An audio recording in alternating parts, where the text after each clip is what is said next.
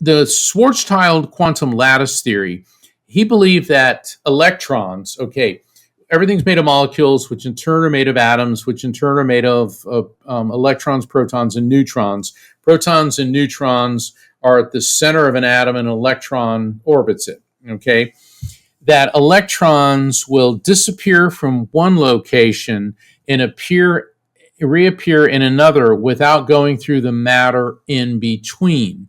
Scientists in the past 20 years have actually um, done this in laboratories. So an electron's disappearing, then reappearing in another location without going through the matter in between. And so the theory is that the electron is quantum leaping, going through like a mini version of a black hole to another dimension and then returning to our dimension. And so, by analogy, that's what happens when we die. Our soul leaves our body and quantum leaps to what I call the afterlife frequency, to another dimension. And that's why spirit communication, spirits come through so quickly, because heaven, the afterlife, nirvana, whatever you want to call the other side, isn't some distant place orbiting a nebula million light years away.